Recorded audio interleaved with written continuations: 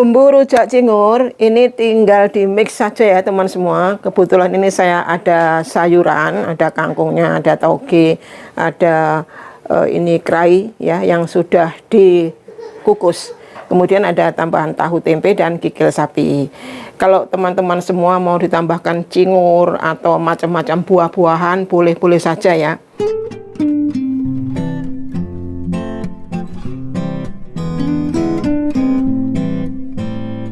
Halo teman semuanya, ketemu lagi dengan saya di Dapur Cantik Channel. Apa kabar? Semuanya pada baik-baik ya. Di episode ini Dapur Cantik akan membuat bumbu rujak cingur. Nah, bagaimana cara membuatnya? Ayo segera saja mulai ya. Simak terus videonya dan jangan kemana-mana hingga nanti selesainya. Kunci kelezatan untuk membuat bumbu rujak cingur ini ada pada petisnya ya. Ini saya sediakan petis grade A dan grade B. Grade A itu artinya petis yang berkualitas terbaik. Kemudian grade B itu ada di tengah-tengahnya. Karena kalau kita pakai grade A saja itu juga kurang enak ya. Kemudian kalau grade B saja juga kurang enak. Jadi kalau di mix gini membuat bumbu rujaknya itu enak banget gitu ya. Jadi teman-teman berusaha untuk bisa mendapatkan petis yang grade A dan grade B ini.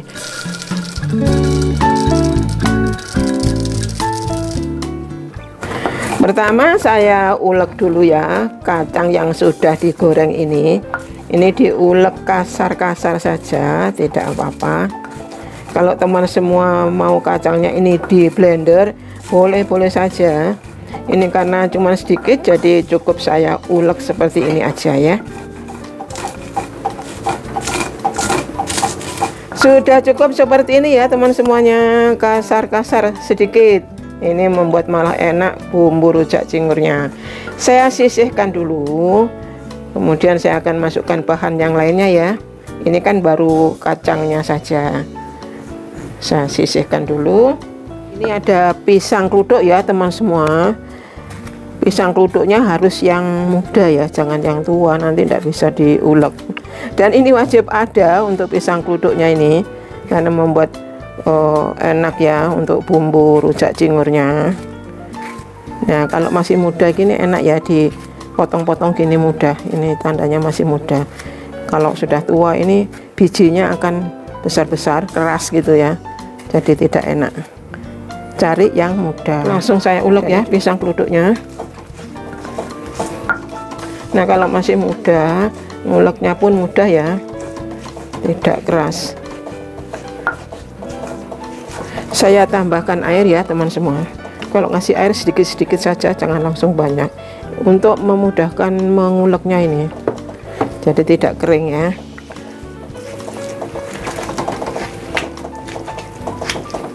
Nah, ngulek pisang keluduknya juga tidak halus banget ya teman semuanya, masih ada sedikit kasar-kasar. Ini membuat enak ya, jadi teksturnya dari pisang keluduk ini masih terasa. Kemudian ini saya tambahkan cabai rawit. Untuk cabai rawit ini sesuai selera ya teman semua. Kalau suka pedas bisa ditambahkan lebih banyak, kalau tidak suka pedas sedikit saja. Kemudian langsung saya tambahkan ini bawang putih goreng ya teman semua. Nah ini yang membuat sedap. Jadi bukan bawang putih yang fresh seger itu bukan, tapi bawang putih yang sudah digoreng. Kemudian saya haluskan ya.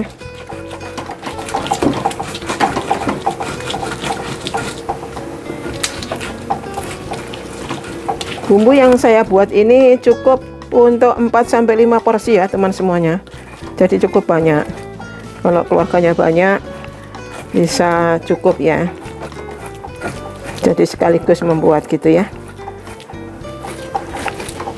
Oke, saya ratakan lagi juga. Saya tambahkan lagi sedikit airnya. Sedikit-sedikit sampai tingkat kekentalannya nanti seperti yang kita mau ya.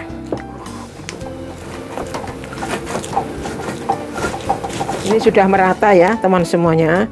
Saya tambahkan bahan-bahan yang lainnya. Ini ada garam, kemudian terasi. Terasinya ini sudah matang ya teman semua, sudah saya kukus. Mau digoreng dulu juga boleh.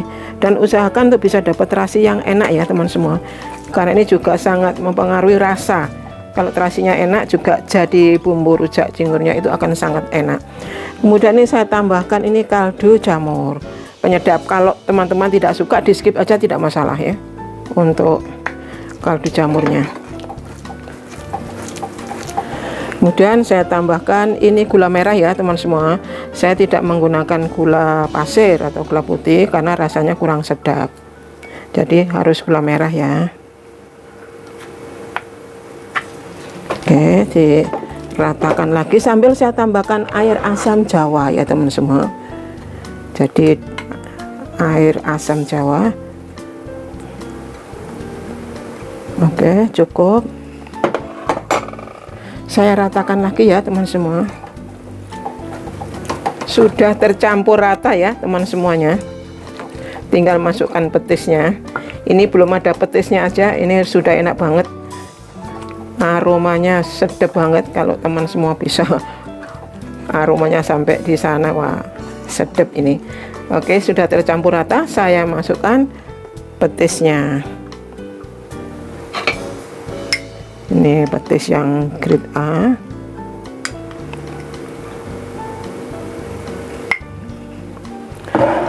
Langsung saya masukkan yang grade B. Beda ya teman semua, bisa dilihat ya, yang grade A ini lebih hitam, ini agak sedikit kemerahan. Harus di mix ya. Wah, ada petisnya, ini tambah sempurna bumbunya ini.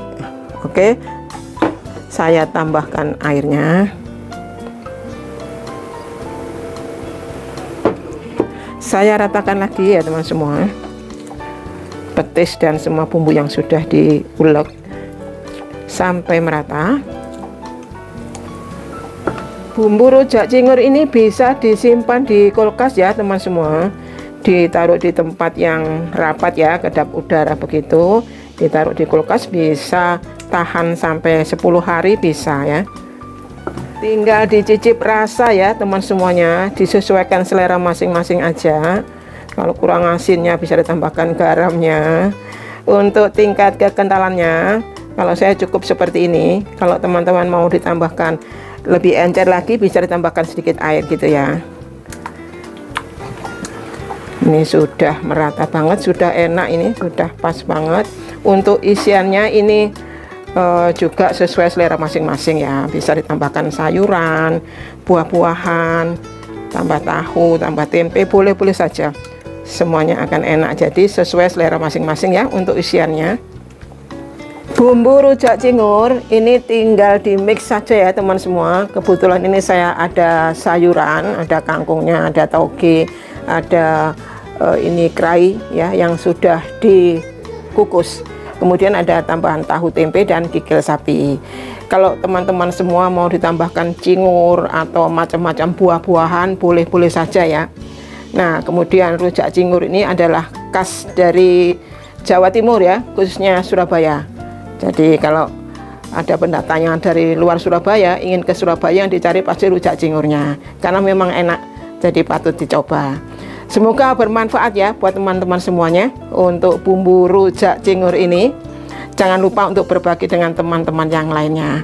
Terima kasih dan sampai ketemu lagi di menu-menu berikutnya di Dapur Cantik Channel. Dah.